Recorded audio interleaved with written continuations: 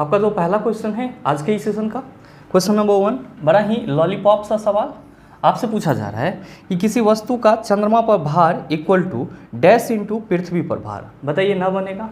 और ये क्वेश्चन डालने का मकसद सिर्फ और सिर्फ इतना था कि आपके ग्रुप डी पेपर में क्वेश्चन का रिपीटेशन भी होता है, और आपने जो पीछे का 2 शिफ्ट का क्वेश्चन पेपर देखा था, कहीं ना कहीं उस शिफ्ट में भी आपको ये क्वेश्चन मिला था, और ये तीसरे शिफ्ट में भी आपको क्वेश्चन देखने को मिल रहा है। इसका आंसर बताने की ज़रूरत नहीं है, इसका आंसर आप सभी नीचे कमेंट करके ज़रूर बताएंगे। चलते हैं अगले क्वेश्चन की तरफ। आपका जो अगला क्वेश्चन है, क्वेश्चन नंबर 2, क्या पूछा जा रहा है आपसे पूछा जा रहा है कि 70 kg के भार को उठाने के लिए 9800 जूल की ऊर्जा का प्रयोग किया गया, भार को डैश की ऊंचाई तक उठाया गया। ऑप्शन दिया हुआ है 14 मीटर, दूसरा ऑप्शन है 140 मीटर, तीसरा ऑप्शन है -140 मीटर, और चौथा ऑप्शन है -14 मीटर। क्या होगा इसका आंसर, बताइए ना बनेगा, आसानी से बन जाएगा। आपसे क्या क्वेश्चन करा जा रहा है कि किसी 70 kg के भार को उठाने के लिए 9800 जूल की ऊर्जा का प्रयोग किया गया है, तो भार को किस ऊंचाई तक उठाया जाएगा। मेरे मित्र, आप सभी क्या कहेंगे कि गुरुजी यहाँ पे स्थितिज ऊर्जा का फार्मूला लगेगा और हमारा आंसर आ जाएगा। और हमारे क्वेश्चन में जो ऊर्जा की खपत की जा रही है वो क्या है, तो सर वो mgh है। क्या है, mgh है। mgh इक्वल टू कितना है सर, 9800 है। ध्यान दीजिएगा, स्थितिज ऊर्जा का फॉर्मूला क्या होता है, तो गुरुजी mgh होता है, जहाँ पे m क्या है तो वस्तु का द्रव्यमान, g क्या है तो सर गुरुत्वीय त्वरण, h क्या है तो आप कहेंगे सर ऊंचाई है। और आपको क्या निकालना है, सर ऊंचाई ही निकालना है। ध्यान देंगे कि क्वेश्चन में वस्तु का द्रव्यमान कितना है, 70 kg है। ध्यान दीजिएगा, 70 kg का भार कहा जा रहा है, तो आप लोग भार नहीं समझेंगे। क्यों, क्योंकि यहाँ पे 70 में kg लगा हुआ है। अगर न्यूटन लगा हुआ रहता तब आप लोग भार समझेंगे। ध्यान में रखेंगे कि भार का यूनिट न्यूटन होता है, जबकि मास का यूनिट क्या होता है, केजी होता है।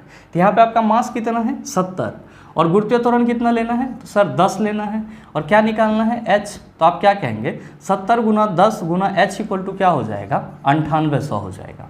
मेरे मित्र, ये जीरो कैंसल, ये जीरो कैंसल, और आप क्या कहेंगे कि सर ये हो जाएगा 7h इक्वल टू 98।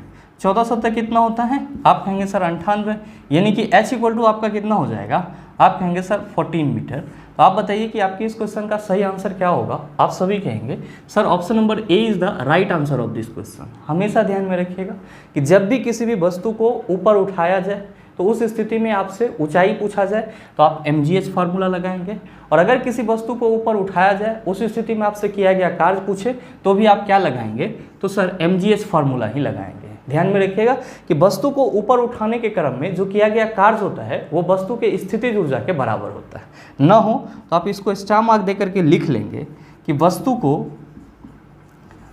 को ऊपर उठाने के क्रम में किया गया कार्य स्थितिज ऊर्जा के बराबर होता है, स्थितिज ऊर्जा के बराबर होता है। साथ ही ध्यान में आप ये भी रखिएगा कि कार्य और ऊर्जा दोनों का यूनिट क्या होता है, तो सर सेम होता है, और चूंकि दोनों का यूनिट सेम होता है इसलिए इसका डायमेंशनल फार्मूला भी क्या होता है, सेम होता है। उम्मीद करते हैं समझ पाए होंगे। चलते हैं अगले क्वेश्चन की तरफ। आपका जो अगला क्वेश्चन है, क्वेश्चन नंबर 3, क्या पूछा जा रहा है आपसे पूछा जा रहा है कि दिए गए परिपथ में डैश का प्रवाह वामार्त होता है। ऑप्शन दिया हुआ है धारा, दूसरा ऑप्शन है वोल्टेज, तीसरा ऑप्शन है प्रतिरोध, चौथा ऑप्शन है इलेक्ट्रॉनों। क्या होगा इसका आंसर। मेरे मित्र, आप सभी कहेंगे कि गुरुजी यहाँ पे परिपथ कहाँ है, तो परिपथ मैं ड्रॉ कर दे रहा हूँ। तो ध्यान दीजिएगा कि आपके इस क्वेश्चन में जो परिपथ है वो आपका कुछ इस तरह से है।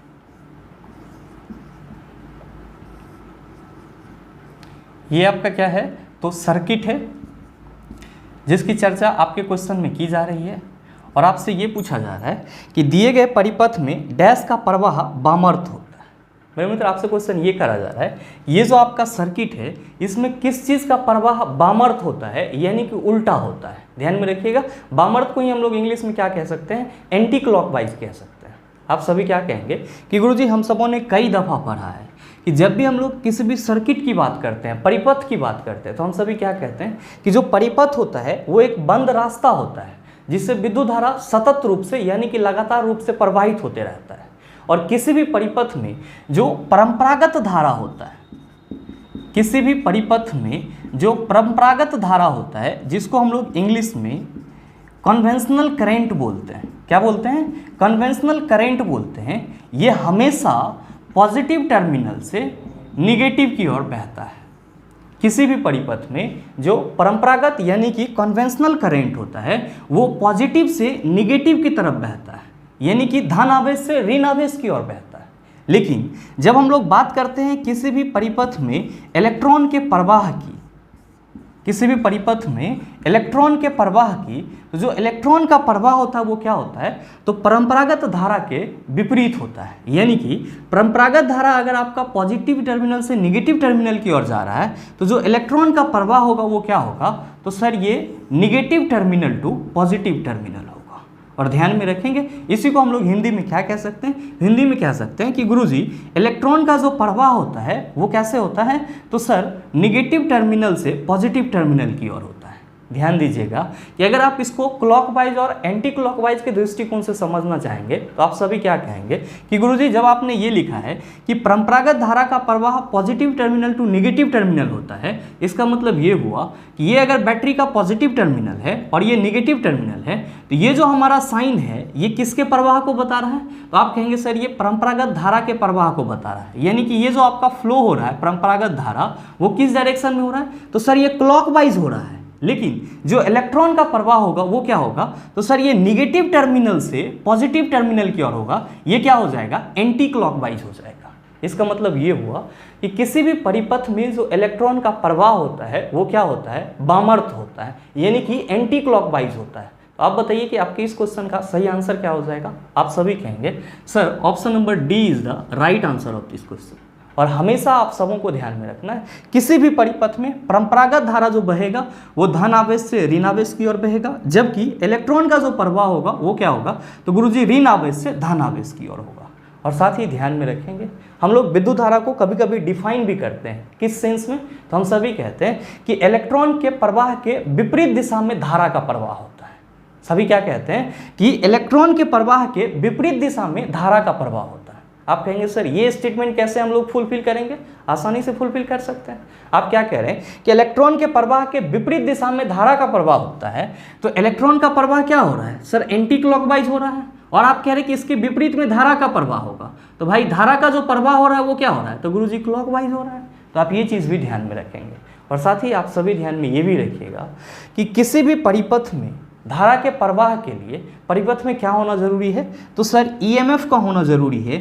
इसको हम लोग फुल फॉर्म में क्या कहते हैं, इलेक्ट्रोमोटिव फोर्स कहते हैं। और साथ ही हिंदी में क्या कहते हैं, इसी को हम लोग हिंदी में विद्युत वाहक बल कहते हैं। हमेशा क्या ध्यान में रखेंगे कि किसी भी परिपथ में धारा के प्रवाह के लिए विद्युत वाहक बल का होना अत्यंत ही आवश्यक है, बगैर ईएमएफ के धारा प्रवाहित नहीं हो सकता है। आप कहेंगे सर ये ईएमएफ कहाँ से मिलेगा, तो भाई मेरे आप जो सर्किट में सेल लगाते हो या फिर सर्किट को जो आप जनरेटर से जोड़ते हो, तो सेल और जनरेटर क्या देता है, तो गुरुजी परिपथ में ईएमएफ देता है, यानी कि विद्युत वाहक बल देता है, जिसको हम लोग इंग्लिश में इलेक्ट्रोमोटिव फोर्स कहते हैं। उम्मीद करते हैं समझ पाए होंगे। चलते हैं अगले क्वेश्चन की तरफ। आपका जो अगला क्वेश्चन है क्वेश्चन नंबर 4, क्या पूछा जा रहा है आपसे पूछा जा रहा है कि अधिक अंतरकोशीय प्रसार के लिए डैश कोशिकाएं विरल रूप में संरचित होती है। ऑप्शन दिया हुआ है फ्लोएम, दूसरा ऑप्शन है स्केलेनकाइमा, तीसरा ऑप्शन है कोलेनकाइमा, चौथा ऑप्शन है पेरेनकाइमा। क्या होगा इसका आंसर, ध्यान में रखिएगा कि यहाँ पे जो अंतरकोशीय प्रसार की बात की जा रही है वो क्या है, आपका अंतरकोशिकीय स्थान है।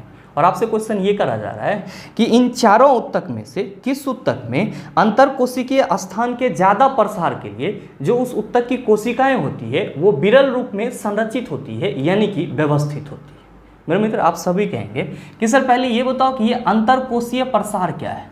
तो मेरे मित्र ध्यान में रखेंगे कि आपके क्वेश्चन में जो अंतरकोशीय प्रसार की बात की जा रही है, एक्चुअली में इसी को क्या बोला जाता है, इसी को अंतरकोशिकीय स्थान बोला जाता है। क्या बोला जाता है, अंतरकोशिकीय स्थान बोला जाता है। ध्यान में रखेंगे इसी को इंग्लिश में क्या कहते हैं, इसी को हम लोग इंग्लिश में इंटरसेलुलर स्पेस कहते हैं। क्या कहते हैं, इंटरसेलुलर स्पेस कहते हैं। और ये क्या है, तो आप सभी ध्यान में रखेंगे यहाँ पे लिखा हुआ है अंतरकोशिकीय स्थान, यानी कि दो कोशिकाओं के बीच में जो स्थान होता है या गैप होता है उसी को क्या बोला जाता है, अंतरकोशिकीय स्थान बोला जाता है। तो सरल शब्दों में आप क्या कह सकते हैं, दो कोशिकाओं के बीच के गैप को, दो कोशिकाओं के बीच के गैप को बीच के गैप को यानी कि जगह को क्या बोला जाता है, अंतरकोशिकीय स्थान बोला जाता है। मेरे मित्र ध्यान में रखेंगे कि प्लांट में एक होता है आपका सिंपल परमानेंट टिश्यू, जिसकी चर्चा आपके क्वेश्चन में की जा रही है। सिंपल परमानेंट टिश्यू बोले तो इसी को हम लोग क्या कहते हैं, हिंदी में सरल अस्थायी ऊतक कहते हैं। ध्यान में रखेंगे कि प्लांट में सिंपल परमानेंट टिश्यू कितने होते हैं, आप कहेंगे 3 होते हैं। कौन कौन सा, तो पहला ध्यान में रखिएगा पेरेनकाइमा। पहला कौन सा होता है, पेरेनकाइमा। मेरे मित्र इसी को हम लोग हिंदी में क्या कहते हैं, मृदु ऊतक कहते हैं। और दूसरा आपका कौन सा होता है, तो दूसरा होता है आपका कोलेनकाइमा, जिसको हम लोग हिंदी में क्या कहते हैं, तो सर इसको हम लोग हिंदी में स्थूल कोण ऊतक कहते हैं। और तीसरा होता है आपका एस्केलेनकाइमा। तीसरा क्या होता है, एस्केलेनकाइमा, जिसको हम लोग हिंदी में क्या कहते हैं, दृढ़ ऊतक कहते हैं। मेरे मित्र आप सभी ध्यान में रखेंगे कि जो पेरेनकाइमा में अंतरकोशिकीय प्रसार होता है या फिर अंतरकोशिकीय स्थान होता है वो सबसे ज़्यादा होता है। आप सभी क्या ध्यान में रखेंगे कि पेरेनकाइमा में यानी कि आपका जो मृदु ऊतक होता है इसमें अंतरकोशिकीय प्रसार सबसे ज़्यादा होता है, जबकि कोलेनकाइमा में पेरेनकाइमा से कम अंतरकोशिकीय स्थान होता है। कोलेनकाइमा में क्या होता है, तो पेरेनकाइमा से कम अंतरकोशिकीय स्थान होता है। और साथ ही जो आपका एस्केलेनकाइमा यानी कि दृढ़ ऊतक होता है इसमें अंतरकोशिकीय स्थान नहीं होता है। तो आप सभी हमेशा ध्यान में रखेंगे कि पौधे का जो सिंपल परमानेंट टिश्यू होता है, सरल अस्थायी ऊतक होता है, उसमें पेरेनकाइमा यानी कि मृदु ऊतक में जो अंतरकोशिकीय स्थान होता है वो इन तीनों से ही क्या होता है सर, बहुत ज़्यादा होता है। जबकि कोलेनकाइमा में क्या होता है, तो कोलेनकाइमा में अंतरकोशिकीय स्थान पेरेनकाइमा से कम होता है, जबकि एस्केलेनकाइमा यानी कि दृढ़ ऊतक में अंतरकोशिकीय स्थान होता ही नहीं है। क्यों? क्योंकि इसकी जो कोशिकाएं होती है वो लिग्निन के चलते आपस में बहुत मजबूती से बंधा हुआ रहता है, जिस वजह से इनके कोशिकाओं के बीच में कोई गैप नहीं रह जाता है। आपसे क्वेश्चन क्या करा जा रहा है, क्वेश्चन करा जा रहा है कि अधिक अंतरकोशिकीय प्रसार के लिए डैश कोशिकाएं विरल रूप में संरचित होती है। आप सभी क्या कहेंगे कि गुरुजी अधिक अंतरकोशिकीय प्रसार के लिए जो पेरेनकाइमा की कोशिकाएं होती है वो क्या होती है, तो विरल रूप में संरचित होती है। आप बताइए कि आपके इस क्वेश्चन का सही आंसर क्या होगा। आप सभी कहेंगे कि सर ऑप्शन डी में पेरेनकाइमा लिखा हुआ है, इसीलिए हमारे इस क्वेश्चन का सही आंसर ऑप्शन नंबर डी हो जाएगा। मेरे मित्र आप सभी ध्यान में रखेंगे, अगर आपसे क्वेश्चन ये पूछा जाए कि जो आपका पेरेनकाइमा है इसकी कोशिका भित्ति किससे बनी होती है, तो आप सभी ध्यान में रखेंगे कि पेरेनकाइमा की जो सेल वॉल होती है, पेरेनकाइमा की जो कोशिका भित्ति होती है वो सेलुलोज की बनी होती है। किसकी बनी होती है, सेलुलोज की बनी होती है। और साथ ही जो कोलेनकाइमा का सेल वॉल होता है यानी कि भित्ति होती है वो किससे बनी होती है, तो आप सभी याद रखना कि सेलुलोज प्लस पैक्टिन से बनी होती है। तो आपके एग्जाम में कभी कभी ये क्वेश्चन भी पूछा जाता है कि निम्नलिखित में से किस सरल अस्थायी ऊतक की कोशिका भित्ति सेलुलोज और पैक्टिन से बनी होती है, आप कहेंगे कोलेनकाइमा।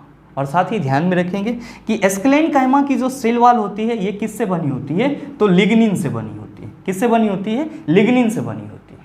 आप कहेंगे कि सर ऑप्शन में पेरेनकाइमा, कोलेनकाइमा और एस्केलेनकाइमा तीनों दिया हुआ था, आपने तो बता दिया कि ये सिंपल परमानेंट टिश्यू है, लेकिन हमारे ऑप्शन में तो फ्लोएम भी दिया हुआ है। मेरे मित्र कहने की कोई ज़रूरत नहीं है, जाइलम और फ्लोएम दोनों ही क्या है, तो आप सभी कहेंगे कि गुरुजी ये भी प्लांट के परमानेंट टिश्यू ही हैं, अस्थायी ऊतक ही हैं, लेकिन ये क्या है, तो कॉम्प्लेक्स परमानेंट टिश्यू है। और मैंने ये चीज़ आपको पीछे के सेशन में बताया था कि प्लांट में मुख्य रूप से 2 प्रकार के ऊतक पाए जाते हैं, मेरिस्मेटिक टिश्यू और परमानेंट टिश्यू।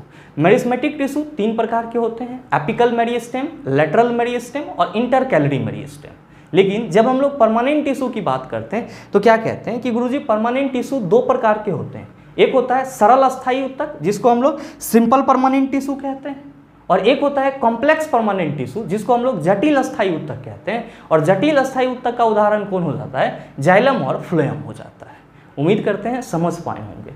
चलते हैं अगले क्वेश्चन की तरफ। आपका जो अगला क्वेश्चन है क्वेश्चन नंबर 5, बड़ा ही आसान सा सवाल आपसे पूछा जा रहा है कि 25 ग्राम में सल्फ्यूरिक अम्ल के कितने मोल होते हैं। ऑप्शन दिया हुआ है 255, दूसरा ऑप्शन है 0.025, तीसरा ऑप्शन है 25 और चौथा ऑप्शन है 0.255। क्या होगा इसका आंसर। आपसे क्वेश्चन करा जा रहा है कि 25 ग्राम H2SO4 में 25 ग्राम H2SO4 में मोल की संख्या कितनी है, यानी कि मोल इक्वल टू व्हाट। आप सभी क्या कहेंगे कि गुरुजी किसी भी तरीका से अगर हमको ये पता चल जाए कि H2SO4 के 1 मोल में कितना ग्राम होता है, तो हम ये पता कर सकते हैं कि 25 ग्राम H2SO4 में कितना मोल होगा। मेरे मित्र आप सभी ध्यान में रखेंगे यहाँ पे कंसेप्ट, और वो कंसेप्ट क्या है, तो कंसेप्ट है कि किसी यौगिक का 1 मोल उस यौगिक के अनुभार के बराबर होता है। किसी यौगिक का 1 मोल उस यौगिक के अनुभार के बराबर होता है। और ध्यान में रखेंगे कि H2SO4 का जो मॉलिक्यूलर वेट होता है वो कितना होता है। आप कहेंगे सर कई दफ़ा आपने बताया भी है और अब तो हम लोगों को याद हो गया है क्या, कि H2SO4 का जो अनुभार होता है यानी कि मॉलिक्यूलर वेट होता है वो कितना होता है। आप सभी कहते हैं कि गुरुजी 98 होता है। कितना होता है? 98 होता है। मैंने आपको क्या बताया कि आपको कॉन्सेप्ट याद रखना है कि किसी यौगिक का 1 मोल उस यौगिक के अनुभार के बराबर होता है। यहाँ पे ध्यान देंगे, अनुभार के बराबर होता है, लिख लेंगे अनुभार के बराबर होता है। आप सभी क्या कहेंगे? आप सभी कहेंगे कि सर तब तो हम ये भी कह सकते हैं कि H2SO4 का जो 98 ग्राम होगा वो H2SO4 के 1 मोल के बराबर होगा। बिल्कुल कह सकते हैं, और इसीलिए मैंने आपको ये कंसेप्ट बताया है। भाई मेरे जब आप ये कह रहे हो कि H2SO4 का 1 मोल जो है वो 98 ग्राम के बराबर होगा, तो आप ये भी तो कह सकते हो कि H2SO4 का जो 98 ग्राम होगा वो 1 मोल के बराबर होगा। आप कहेंगे बिल्कुल कह सकते हैं। तो भाई मेरे इस चीज़ को हम लोग यहाँ पे लिख लेते हैं क्या, कि 98 ग्राम H2SO4 यानी कि सल्फ्यूरिक अम्ल इक्वल टू कितना होता है। आप कहेंगे 1 मोल होता है। ध्यान देंगे, अगर आप यहाँ से 1 ग्राम H2SO4 में मोल की संख्या निकालेंगे तो क्या कहेंगे। आप कहेंगे कि गुरुजी 1 ग्राम H2SO4 में जो मोल की संख्या हो जाएगा वो हो जाएगा 1/98। मेरे मित्र आपसे क्वेश्चन क्या पूछा जा रहा है कि 25 ग्राम H2SO4 में कितना मोल होगा। आप कहेंगे सर अब तो आसान है, इसीलिए 25 ग्राम H2SO4 में मोल की संख्या कितनी हो जाएगी। आप कहेंगे 1/98 इंटू 25। ध्यान दीजिएगा, मैं आपको ये चीज़ सीधे भी बता सकता था कि आप यहाँ पे 25/98 कर दो, आपका आंसर आ जाएगा, लेकिन आप सभी कंसेप्ट नहीं समझ पाते, इसलिए मैंने आपको इतना सारा चीज़ बताया है। और अगर आप सारी चीज़ें समझ गए हैं तो एग्जाम में इतना करने की ज़रूरत नहीं है, सीधे 25/98 कर देंगे, आपका आंसर आ जाएगा। ध्यान दीजिएगा कि जब आप 25/98 को सॉल्व करेंगे तो आपको आंसर जो है वो 0.255 के करीब आएगा। तो आप बताइए कि आपके इस क्वेश्चन का सही आंसर क्या होगा। आप सभी कहेंगे sir option number D is the right answer of this question. उम्मीद करते हैं समझ पाए होंगे। चलते हैं अगले क्वेश्चन की तरफ। आपका जो अगला क्वेश्चन है क्वेश्चन नंबर 6, क्या पूछा जा रहा है आपसे। आपसे पूछा जा रहा है कि परमाणु के भीतर न्यूट्रॉन द्वारा प्रोटॉन पर आरोपित बल कहलाता है। ध्यान दीजिएगा, ये क्वेश्चन भी रिपीट किया गया है और मेरा मकसद यहाँ पे कतई नहीं था कि नंबर ऑफ क्वेश्चन को बढ़ाना है। मेरा मकसद सिर्फ और सिर्फ इतना था, मैंने आपको पहले क्वेश्चन में भी बताया कि आपके ग्रुप डी पेपर में कुछ क्वेश्चन रिपीट भी हुए हैं, और जो क्वेश्चन रिपीट हुए हैं वो आपका इसी प्रकार का क्वेश्चन है। और आप सभी इस क्वेश्चन का सही आंसर क्या होगा नीचे कमेंट करके ज़रूर बताना। बहरहाल चलते हैं अगले क्वेश्चन की तरफ। आपका जो अगला क्वेश्चन है क्वेश्चन नंबर 7, क्या पूछा जा रहा है आपसे।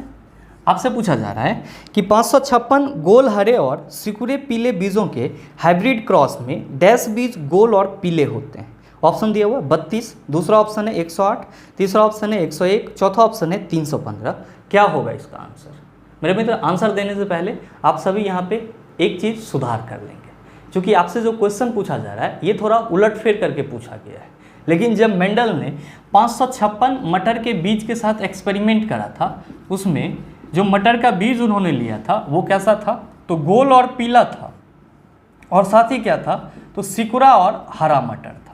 लेकिन आपके क्वेश्चन में क्या कहा जा रहा है, क्वेश्चन में कहा जा रहा है कि गोल और हरा और सिकुड़ा और पीला, जो कि क्या है सर, गलत है। मेंडल का जो एक्सपेरिमेंट था उसमें उन्होंने जरूर 556 मटर के बीज लिए थे, लेकिन जो मटर का बीज था वो गोल और पीला था और सिकुड़ा और हरा था। ध्यान दीजिएगा क्या करा था उन्होंने, तो मेरे मित्र मेंडल ने गोल पीला और सिकुड़ा हरा मटर के बीच में प्रजनन करवाया, रिप्रोडक्शन करवाया। और वो जो रिप्रोडक्शन था वो क्या था, तो वो था डायहाइब्रिड क्रॉस, जिसको हम लोग हिंदी में क्या कहते हैं, इसको हम लोग हिंदी में द्विगुण संकरण कहते हैं। और ध्यान देंगे कि जब मेंडल ने गोल पीला और सिकुड़ा हरा मटर के बीच में डाइहाइब्रिड क्रॉस करवाया, द्विगुण संकरण करवाया, तो उन्होंने क्या बताया कि यहाँ पे जो फिनोटाइपिक रेशियो होगा, यहाँ पे जो फिनोटाइपिक रेशियो होगा यानी कि जो लक्षण प्ररूपी अनुपात होगा, जो लक्षण प्ररूपी अनुपात होगा वो कितना होगा, 9:3:3:1 के अनुपात में होगा। मेंडल ने गोल पीला और सिकुड़ा हरा मटर के बीच में जब डाइहाइब्रिड क्रॉस करवाया, द्विगुण संकरण करवाया, तो उन्होंने एक फिनोटाइपिक रेशियो बताया कि जो लक्षण प्ररूपी अनुपात होगा वो अनुपात 9:3:3:1 के अनुपात में होगा। इसका मतलब ये हुआ कि ये जो आपका 9 वाला भाग है ये क्या होगा, तो गोल और पीला मटर की संख्या होगी, जबकि ये जो आपका 3 वाला भाग है ये क्या होगा, तो गोल और हरा मटर की संख्या होगी। और ये जो आपका बीच वाला 3 है ये क्या होगा, तो ये सिकुड़ा पीला मटर की संख्या होगी। और जो आपका 1 वाला है ये क्या होगा, तो इसके बारे में उन्होंने बताया कि ये सिकुड़ा और हरा मटर की संख्या होगी। यानी कि मेंडल के अनुसार जब गोल पीला और सिकुड़ा हरा मटर के बीच में डाइहाइब्रिड क्रॉस करवाया जाएगा तो उसमें जो गोल और पीला मटर की संख्या होगी वो कितना हिस्से में होगा, तो 9 भाग में होगा। गोल और हरा मटर की संख्या 3 भाग में, सिकुड़ा और पीला मटर की संख्या 3 भाग में, और 1 भाग में क्या होगा, सिकुड़ा और हरा मटर होगा। आप कहेंगे सर फिर तो हम लोग यहाँ पे आराम से निकाल सकते हैं कि गोल और पीला मटर की संख्या कितनी होगी।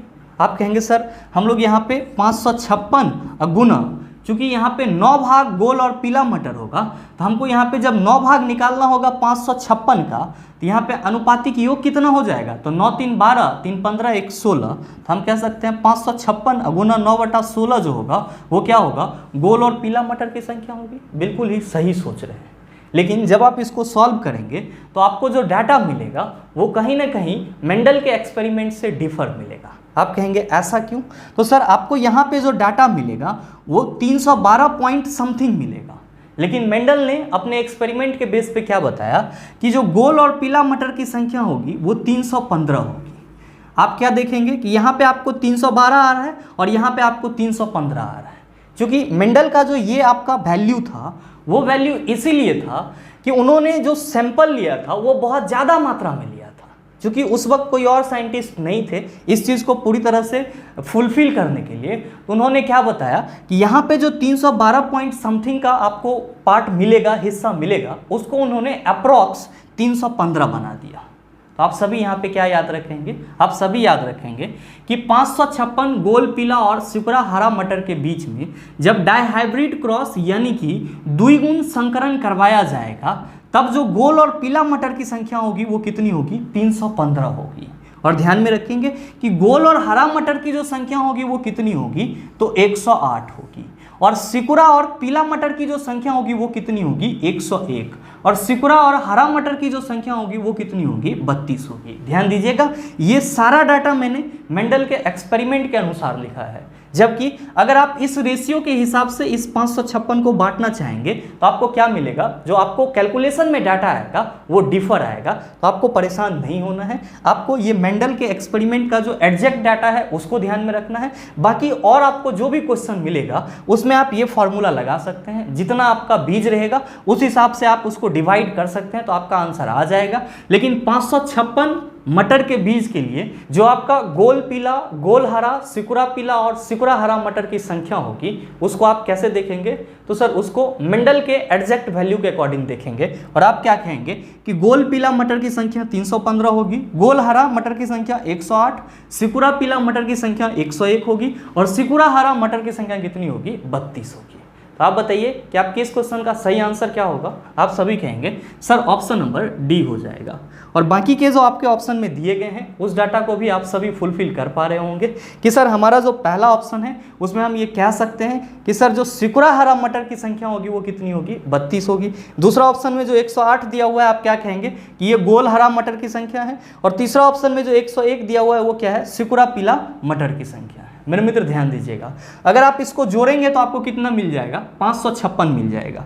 315, 108, 101 और 32, इन सभी को आप जोड़ेंगे तो आपको टोटल कितना मिलेगा, 556 मिल जाएगा। आपके मन में चल रहा होगा कि गुरुजी जब हम लोग करेंगे तो डाटा डिफर हो जाएगा, मेंडल ने करा तो डाटा सही था, ये कैसे? तो मेरे मित्र ध्यान में रखेंगे कि चूंकि मेंडल जब अपना एक्सपेरिमेंट कर रहे थे उस वक्त उन्होंने बहुत सारा सैंपल लिया था, मतलब जो अमाउंट ऑफ सैंपल था वो बहुत ज़्यादा था।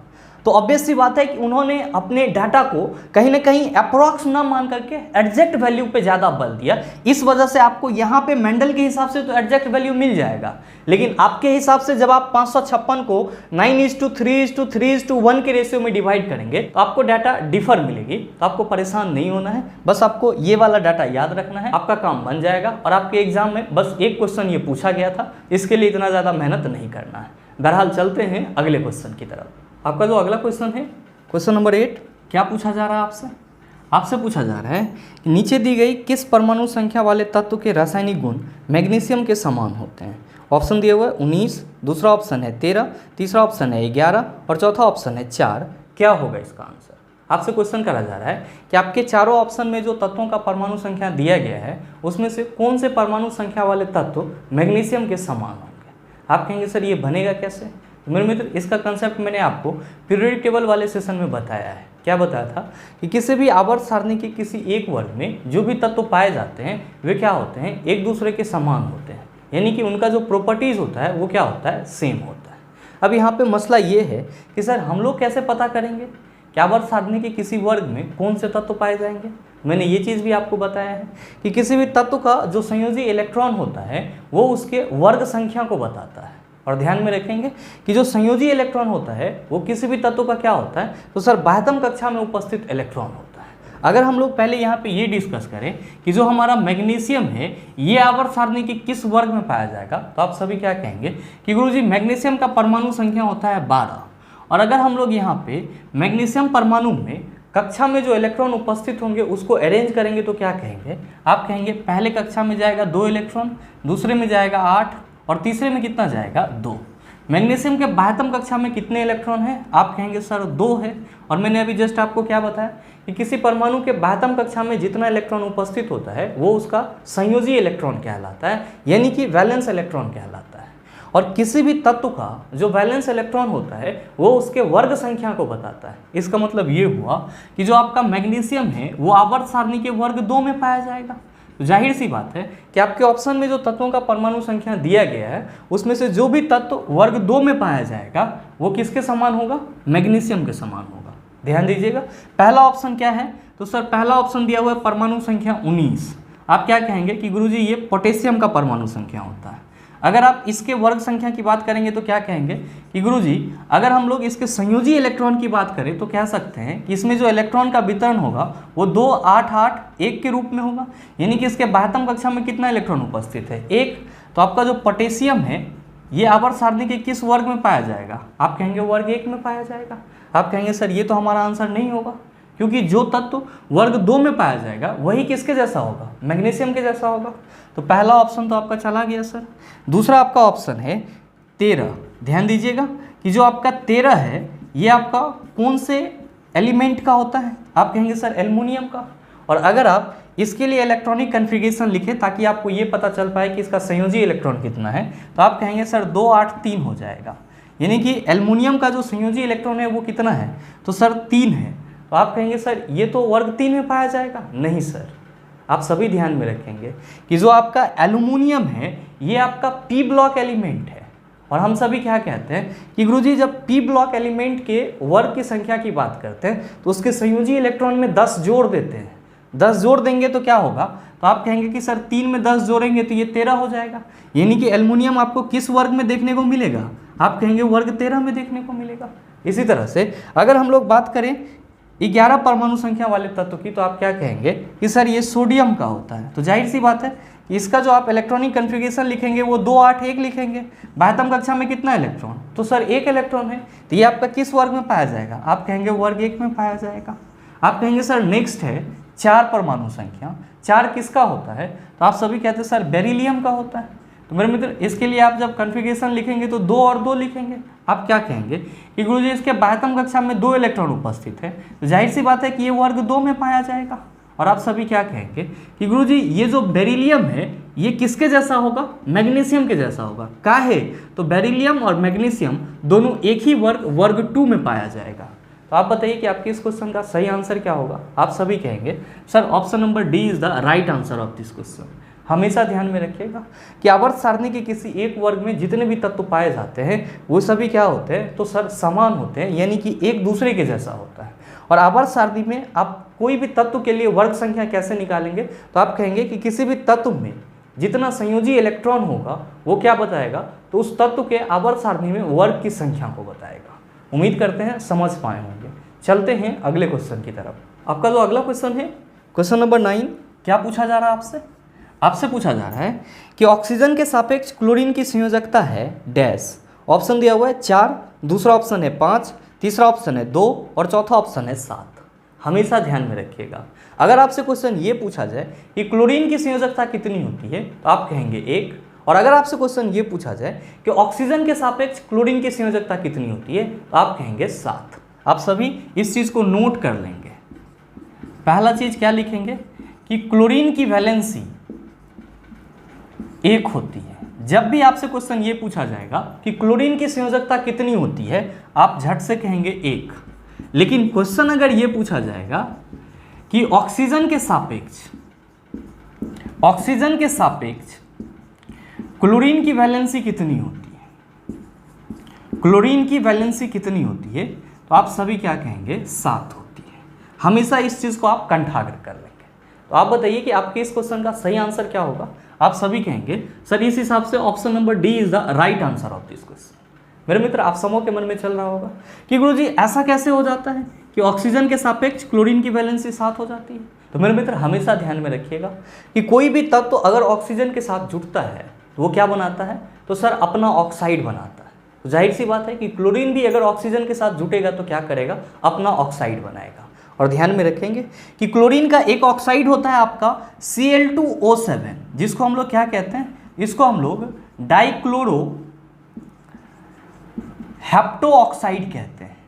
और इसमें जो क्लोरीन की वैलेंसी होती है वो क्या होती है, सबसे ज़्यादा होती है। आप कहेंगे सर इसमें हम कैसे पता करेंगे कि क्लोरीन की वैलेंसी कितनी होती है। मेरे मित्र आसानी से पता कर सकते हैं। मैंने आपको पीछे के सेशन में बताया है कि अगर कोई यौगिक आपका 2 तत्व से मिलकर बना होता है तो उसको हम लोग क्या कहते हैं, बाइनरी कंपाउंड कहते हैं।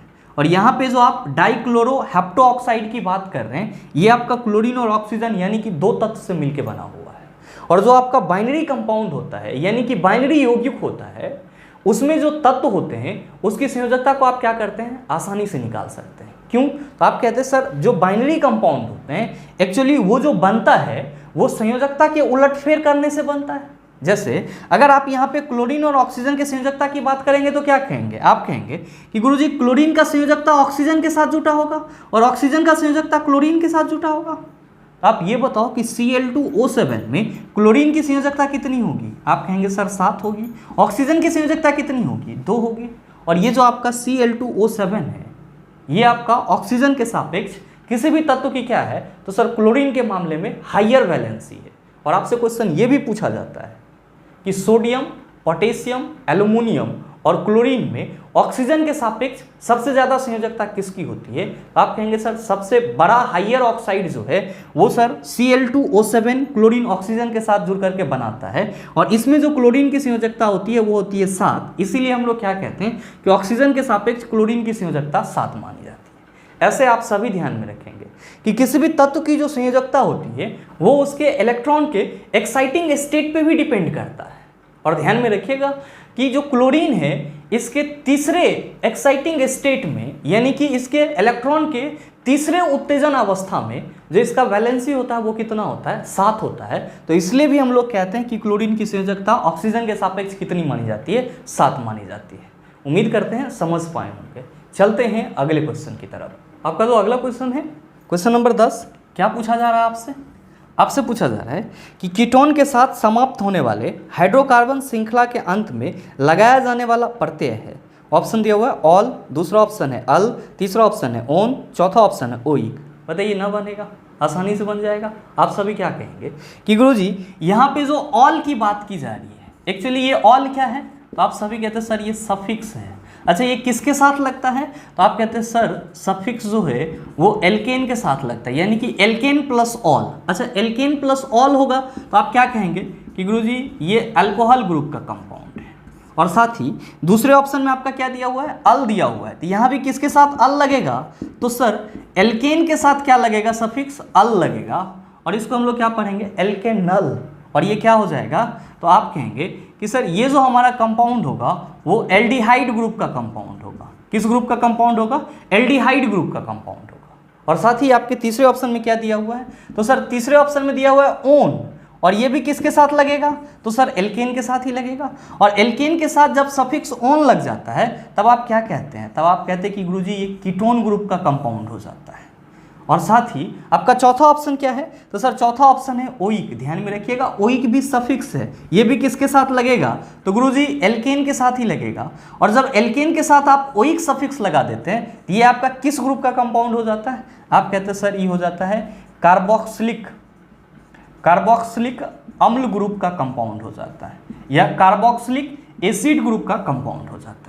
इसका मतलब ये हुआ कि अल्कोहल ग्रुप के कंपाउंड के साथ सफिक्स ऑल लगता है, एल्डिहाइड ग्रुप के कंपाउंड के साथ सफिक्स अल लगता है, कीटोन ग्रुप के कंपाउंड के साथ सफिक्स ओन लगता है, और कार्बोक्सिलिक एसिड ग्रुप के जो कंपाउंड होते हैं उसके साथ सफिक्स ओइक लगता है।